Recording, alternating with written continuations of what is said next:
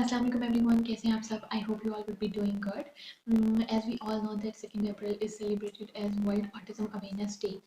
So I am making this video in this regard so that हम मिलकर समझने की कोशिश कर सकें कि ऑटिज़म क्या है, इसकी क्या वजूहात हो सकती हैं, इसके बारे में क्या किया जा सकता है, इसकी क्या मैनेजमेंट और ट्रीटमेंट ऑप्शंस है. As a family member, as parents, as siblings, as society हम क्या कर सकते हैं. लकीली मुझे कुछ एक्सपीरियंस है इस तरह के बच्चों के साथ काम करने का और इस तरह की फैमिलीज़ के साथ काम करने का. सो मेरे ख़्याल में इस दिन को ऑटिज़म अवेयरनेस डे से ज़्यादा ऑटिज़म एक्सेप्टेंस डे होना चाहिए, बिकॉज़ बहुत ज़रूरत है कि हम इन बच्चों को और इनकी फैमिलीज़ को वो एक्सेप्टेंस और वो सपोर्ट प्रोवाइड करें जो उनको रिक्वायर्ड है. और उसके लिए पहले ये ज़रूरी है कि हम समझें एंड हमें पता हो कि ये है क्या. Okay, so what is autism? Autism is not a mental disorder, it's not a psychological disorder, it is basically a brain condition, a neurological and developmental condition, जिसमें अगर मैं बहुत सारे लफ्ज़ों में कहूँ तो इन बच्चों का या इन लोगों का दिमाग एक एटिपिकल वे में काम कर रहा होता है. The way they learn, the way they communicate, the way they behave, it is different from a typical brain. So basically their brain is functioning differently. And इसको एक स्पेक्ट्रम के तौर पे देखा जाता है. सो हर बच्चा, हर बंदा, हर पर्सन और एडल्ट विद ऑटिज्म और child with autism is unique and उसकी जो सिम्टम प्रेजेंटेशन होती है वो डिफरेंट होती है. बट हम स्टिल उन सिम्टम्स को या उन इश्यूज़ को या उन प्रॉब्लम्स को जो ये फेस कर रहे होते हैं, उन डिफ़िकल्टीज़ को हम 3 कैटेगरीज़ में डिवाइड कर सकते हैं. जो सबसे पहली मेजर कैटेगरी आ जाती है वो सोशल कम्युनिकेशन की है. सोशली अप्रोप्रिएट वे में बिहेव करना एंड कम्युनिकेट करना is bit difficult for them. इसको हम इस तरह से समझ सकते हैं कि जैसे इन लोगों की एक अपना ब्रेन इज़ फंक्शनिंग डिफरेंटली, सो इनकी एक अपनी दुनिया है. उस दुनिया का और इस दुनिया का, एक टिपिकल दुनिया का उस एटिपिकल दुनिया के साथ जो लिंक है उसके बैरियर की वजह से डिफरेंट इशू होते हैं. बिकॉज जिस तरह से ये लोगों को देख रहे होते हैं, जिस तरह से ये अपनी दुनिया को देख रहे होते हैं, वो डिफरेंट है. बट अगेन वो स्पोर्ट के साथ कैसे उन चीज़ों को बेहतर अप्रोप्रिएट वे में बिहेव कर सकते हैं वो समझने के लिए हम डिफरेंट साइन एंड सिम्टम्स की बात करते हैं. इसमें डिफरेंट इश्यूज आते हैं. जिस तरह बहुत सारे बच्चे आई कांटेक्ट बिल्कुल नहीं करते, they have difficulty in maintaining और even making an eye contact. इसी तरह से सोशल इमोशनल रेसिप्रोसिटी में इश्यूज होते हैं. इमोशनल रेसिप्रोसिटी ये है कि जब कोई आपकी तरफ स्माइल करता है तो यूजुअली स्माइल बैक आप लोगों को परसीव करते हैं, अंडरस्टैंड करते हैं emotion and then you respond accordingly. But इन बच्चों को इसमें मुश्किल पेश आती है. इसी तरह से या ये बच्चे बिल्कुल सोशल नहीं होते या किसी के साथ मिलना खेलना बच्चों के साथ या बड़ों के साथ नहीं चाहते. They don't feel the desire to interact with other और सोशलाइज. या फिर बहुत ज़्यादा सोशल होते हैं, they don't understand that boundary. बहुत ज़्यादा किसी भी स्ट्रेंजर के साथ इतना घुल मिल जाएंगे जितना is not socially appropriate may be.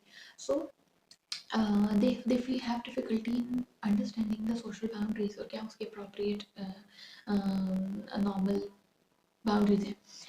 इसी तरह से इनको concept of danger is usually में भी डिफ़िकल्टी होती है. कुछ बच्चों को बिल्कुल कॉन्सेप्ट ऑफ डेंजर नहीं होता. जिन चीज़ों से नॉर्मली बच्चों को डर लगता है, जिस तरह से ट्रैफिक, तेज़ कोई गाड़ी आ रही है, किसी गर्म चीज़ से, आग से, इन बच्चों को यूजुअली वो कॉन्सेप्ट नहीं होता. हाँ, with time and with training they can learn it, but yes initially they have difficulty in having this concept of danger. Then comes the communication. Mostly बहुत कॉमनली एक्सपीरियंस किया जाता है कि इन बच्चों का वर्बल और नॉन वर्बल कम्युनिकेशन दोनों में बहुत ज़्यादा डिलेज एंड इम्पेयरमेंट होती है. यूजुअली पहली चीज़ होती है जो पेरेंट्स पिक करते हैं कि बच्चा बहुत देर तक नहीं बोल रहा. नॉर्मली एक डिफरेंस आता है बच्चों के डेवलपमेंटल माइलस्टोन्स में, बट ये बच्चे या तो बहुत देर तक नहीं बोल रहे होते. कुछ बच्चे ऐसे होते हैं जो पहले बोल रहे होते हैं but then they regress back. इसके ऊपर मैं आगे भी बात करूँगी. वो भूल जाते हैं, वो बोलना बंद कर देते हैं. सो या तो इनकी वोकैबुलरी बहुत कम होती है या ये बहुत पेक्यूलियर किस्म की साउंड्स निकालते हैं या ये अपनी एज अप्रोप्रिएट वोकैबुलरी नहीं ज़ाहिर कर सकते. And instead of the verbal communication in addition to non verbal में भी मुश्किल होती है. जिस तरह का एक बच्चा बोल नहीं सकता तो अगर वो पॉइंट करके बता सकते हैं कि उसको क्या चाहिए, तो इन बच्चों को ये बताने में भी डिफ़िकल्टी फेस करनी पड़ती है. इसी तरह से इनकी प्ले में डिफरेंसेस आप ऑब्जर्व करेंगे. बहुत पिक्यूलियर एंड ऑड वे में प्ले करेंगे. प्रिटेंड और इमेजिनेटिव प्ले जो बच्चों का बहुत इंपॉर्टेंट एक माइलस्टोन है वो इनमें लैक करता है. ये जिस तरह से टॉयज़ को एक सिंगल लाइन में रख देंगे, टॉयज़ को डिफरेंट एंगल्स बना के देखेंगे, चीज़ों के एंगल्स को बनाएंगे, जिस तरह से उससे खेलना है उसके बजाय दूसरी तरह से खेलेंगे. इमेजिनेटिव प्ले की कमी होगी. इस तरह के कंसर्न्स भी यूजुअली देखने में आ रहे होते हैं. इसी तरह एक बहुत इंपॉर्टेंट चीज़ कॉमनली एक्सपीरियंस की जा रही होती है नाम के ऊपर रिस्पॉन्ड करना. बहुत दफ़ा माँ बाप ये समझते हैं कि मे बी कुछ हेयरिंग का इशू है इनिशियली, क्योंकि बच्चा नाम के ऊपर रिस्पॉन्ड नहीं कर रहा होता, वो नाम इस तरह जैसे उसको बुलाया ही नहीं गया। इसको इस तरह से देखा जा सकता है कि जैसे ये बच्चे अपनी दुनिया में खोए होते हैं, सो उस दुनिया को इस दुनिया से लिंक करने के लिए बेसिकली मैनेजमेंट में कोशिश की जा रही होती है, सो दैट जो इनका ब्रेन डिफरेंट तरह फंक्शन कर रहा है वो इस वर्ल्ड की ज़रूरियात को और समझ सके एंड बिहेव कर सके अकॉर्डिंगली।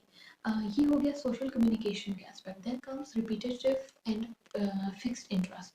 इनके बहुत फिक्स प्रेफरेंसेस हो जाते हैं, जैसे कपड़ों में, फूड में, कोई और चीज़ नहीं खाना चाहेंगे, रूटीन के ऊपर बहुत सारे कुछ कभी कभी ऐसा होता है कि बच्चे को एक फेवरेट टॉय हो जाता है या कोई एक फेवरेट शर्ट हो जाती है, और अगर वो ना हो तो बहुत ज़्यादा एक टेंट्रम थ्रो करते हैं, बहुत ज़्यादा डिस्कम्फर्ट और डिस्ट्रेस का इजहार करते हैं। उनके लिए fixed routine is their preference. इसी तरह से रिजिड पैटर्न्स ऑफ बिहेवियर भी हो जाते हैं, like they prefer things in a routine, लेकिन बहुत ज़्यादा हद तक वो रिजिडिटी के साथ। देन जो बिहेवियरिज्म में अब मैनरिज्म आते हैं, जैसे हैंड फ्लैपिंग करना, बहुत ज़्यादा जंपिंग करना, हाथों के एंगल्स बनाना, ट्विस्ट करना फिंगर्स को, आंखों के एंगल्स बना के चीज़ों को देखना, ये इस तरह के डिफरेंट मैनरिज्म्स एंड बिहेवियर्स भी दे प्रेजेंट। सो ये कुछ चीज़ें हैं जो कि ऑटिज़म के साथ जो बच्चे होते हैं, जिन बच्चों को ऑटिज़म होता है, वो इस तरह के कुछ साइंस एंड सिम्टम्स शो कर रहे होते हैं। अनदर इम्पॉर्टेंट क्वेश्चन इज़ कि कब ये ऑटिज़म प्रेजेंट होना शुरू होता है, इसके symptoms and signs symptoms show होना शुरू होते हैं, कब डायग्नोस होता है और क्या मिस डायग्नोसिस होने के चांसेस हैं। सो बेसिकली बच्चा early sign and symptoms show करना शुरू कर देता है, साल से पहले भी हो जाते हैं, बट यूजुअली डायग्नोसिस देने में 2 साल या 2.5 साल तक का वेट किया जाता है, बिकॉज बहुत सारे बच्चे डेवलपमेंटल डिलेज होते हैं वो पिकअप कर लेते हैं। लेकिन अगर तो बच्चा शुरू से ही साइन एंड सिम्टम्स शो कर रहा है तो 2-2.5 साल तक एक प्रॉपर असेसमेंट के थ्रू जो साइकोलॉजिस्ट करता है, जिसमें वो बिहेवियर को देखता है, ऑब्जर्वेशन करता है, पेरेंटल रिपोर्ट होती है, उसके बाद डायग्नोसिस किया जाता है, क्योंकि एक बहुत फाइन लाइन होती है कि क्या ये वो नॉर्मल बिहेवियर है जो हर बच्चा शो कर रहा है और फिर उसके बाद वो सही हो जाते हैं, या ये ऑटिज्म के साइंस है। कभी कभी ये साइंस बहुत सटल होते हैं। इसी तरह कुछ और डिसऑर्डर्स भी हो सकते हैं जिसमें इस तरह की प्रेजेंटेशन हो सके, एक माहिर psychologist can do a good assessment, detailed assessment and can give a diagnosis. Again, yes, there is a chances of misdiagnosis, underdiagnosis and overdiagnosis as well, क्योंकि मैंने कहा इट्स अ स्पेक्ट्रम, हर बच्चा यूनिक है, presentation फ़र्क होती है, तो बहुत दफ़ा एंड हाई फंक्शनिंग ऑटिज्म में स्पेशली जहाँ पर बच्चे बहुत सटल साइंस शो कर रहे होते हैं, वहाँ पे चांसेस ऑफ मिसडायग्नोसिस होता है। Another important aspect to talk about is what is the cause of autism. इसके बारे में मुझसे बहुत पूछा जाता था जब मैं काम भी कर रही थी, और अभी भी बहुत सारे लोग सवाल करते हैं। सो कुछ चीज़ों को मैं पहले क्लैरिफाई करना चाहूँगी कि ऑटिज्म बिल्कुल भी जिन चीज़ों से नहीं होता, ऑटिज्म किसी वैक्सीनेशन की वजह से नहीं होता। ये एक बहुत बड़ी मिथ है, बहुत सारे लोगों को लगता है कि पोलियो की वैक्सीन की वजह से या चिकन पॉक्स की वैक्सीनेशन की वजह से ऑटिज्म होता है, ऐसा नहीं होता। देन द सेकंड थिंग जो कि यूजुअली पेरेंट्स शेयर करते थे, एंड दैट्स वेरी अनफॉर्चुनेट, उनको ये सुनने को मिलता था कि उनकी किसी नेग्लिजेंस की वजह से, इग्नोरेंस की वजह से, उनकी प्रॉपर तवज्जो न देने की वजह से ऑटिज्म होता है, जबकि ऐसा नहीं होता। ऑटिज्म एक मिस्ट्री के तौर पे मैं देखती हूँ, इसकी कॉजेज़ अभी तक आइडेंटिफाइड नहीं है कि हम पिन पॉइंट कर सकें। There are different risk factors जो कि कहते हैं कि लिंक हैं, लेकिन इसमें हम कोई कॉज पिन पॉइंट नहीं कर सकते। जिस तरह से अगर आपका कोई और सिबलिंग है जिसको ऑटिज्म है, आपकी फैमिली में कोई है जिसको ऑटिज्म है, आपके पेरेंट्स की एज बहुत ज़्यादा है, इस तरह के इश्यूज़ की वजह से ऑटिज्म हो सकता है, लेकिन जेनेटिक प्रीडिस्पोजिशन है, लेकिन उसके पिन पॉइंट नहीं किया जा सकता फिलहाल रिसर्च में। इसी तरह से प्रेगनेंसी रिलेटेड कॉम्प्लिकेशंस की वजह से हो सकता है, but again these are not the causes, these are the correlates. So autism की स्पेसिफिक कॉज अभी तक नहीं पता। Can be done for the management of children with autism, people with autism? सबसे पहली चीज़ ये है कि एक सवाल मुझसे बहुत ज़्यादा किया जाता है कि क्या ऑटिज्म क्यूरेबल है। ये जब मैं काम कर रही थी तब भी लोग पूछते थे। सो पहली चीज़ ये है कि आई थिंक ऑटिज्म को क्योर की ज़रूरत नहीं है, because it is a difference, it's not a disability according to me. Autism manage किया जा सकता है, but it is a life long condition. Of course ये क्योर नहीं किया जा सकता, बिकॉज जब हम ये समझ आए कि हमारा दिमाग ही मुख्तलिफ तरह से फंक्शन कर रहा है ऐसे बच्चे का, तो फिर हम उसको चेंज तो नहीं कर सकते। सो हम उसको मैनेज कर सकते हैं। एंड मैनेजमेंट की डिफरेंट स्ट्रेटजीज और टेक्निक्स होती हैं, जिस तरह से कुछ थेरेपीज़ के बारे में मे भी आपने सुना हो। इंडिविजुअलाइज एजुकेशनल प्लान ऐसे बच्चों के लिए डिसाइड किया जाता है, क्योंकि हर बच्चा यूनिक है, उसकी अपनी स्ट्रेंथ्स हैं, उसके अपने एरियाज ऑफ इम्प्रूवमेंट है। सो उसके बच्चे के अकॉर्डिंगली, उसके क्या सिम्टम्स आ रहे हैं, उसके अकॉर्डिंगली ट्रीटमेंट प्लान डिवाइस किया जाता है। इसी तरह अडेप्टिव बिहेवियर एनालिसिस एक अप्रोच है जिसमें आप देखते हो कि वो क्या बिहेवियर है जो एक्सेस में है, जो बहुत ज़्यादा कर रहा है, जैसे hand flapping, jumping, tantrum throw करना, और वो क्या चीज़ें हैं जो बिहेवियर एक्सेस में है, बिहेवियरल डेफिसिट्स में है। जिस तरह से आई कांटेक्ट मेंटेन ना करना, वर्बल स्पीच के इश्यूज होना, सो आप बेसिकली उनको एक डिज़ायरेबल लेवल तक लेके आते हो, चाहे वो डेफिसिट्स हो चाहे वो एक्सेस हो। इसके लिए आप रीइंफोर्समेंट एंड रिवॉर्ड को यूज़ करते हो। इन बच्चों के साथ रिवॉर्ड एंड रीइंफोर्समेंट बहुत वर्क करती है to induce those desirable behaviours. इसी तरह जिन बच्चों को स्पीच के इश्यूज होते हैं उनके लिए स्पीच थेरेपी सजेस्टेबल होती है, ऑक्यूपेशनल थेरेपी सजेस्टेड होती है। मेरे एक्सपीरियंस के accordingly play therapy is very important for such kids, because play में उनको सोशलाइजेशन सिखाना, उनको अप्रोप्रिएट बिहेव करना, उनको इमिटेशन कॉपी करना सिखाना इज़ वेरी इंपॉर्टेंट स्किल जो वो लर्न कर सकते हैं। So play therapy is very important. हम टीचर्स को ट्रेन कर सकते हैं। शैडो टीचर्स का कॉन्सेप्ट होता है जो कि अगर बच्चा हाई फंक्शनिंग ऑटिज्म के साथ है तो हम उसको स्कूल में हेल्प कर सके, या फिर बच्चा जो सेशंस ले रहा है, तो बहुत दफ़ा बहुत सारे बच्चों को हम नॉर्मल स्कूल्स में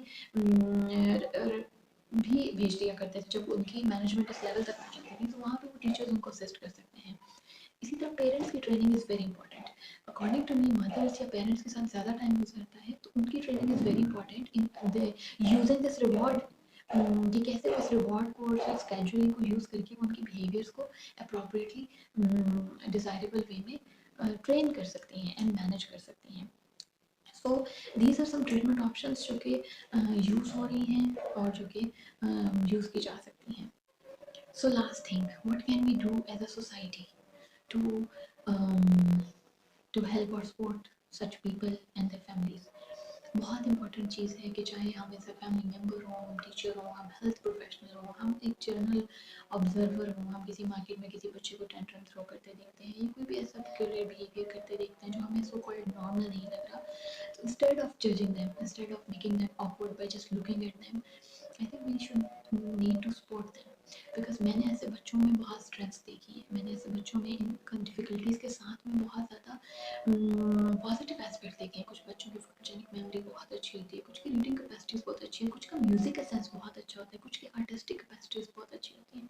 we can build on those capacities instead of focusing on the deficits या जो डिसेबिलिटीज़ हम जैसे कहते हैं।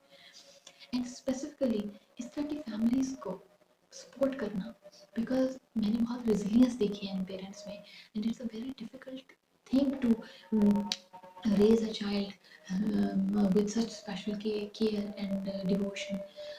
सो हमें उसको बस कोशिश करनी चाहिए कि हम मुश्किल ना बनाएं, अपने किसी मशवरे से, अपने किसी जजमेंट से, अपने किसी कमेंट से, अपनी किसी एडवाइस से। सो आई थिंक हमें समझने की ज़रूरत है और हमें सपोर्ट करने की ज़रूरत है एंड एक्सेप्ट करने की ज़रूरत है, and this is what we can do to play our part in the raising awareness and acceptance for autism. Thank you so much. If you have any further queries, you can contact me or DM me. Thank you.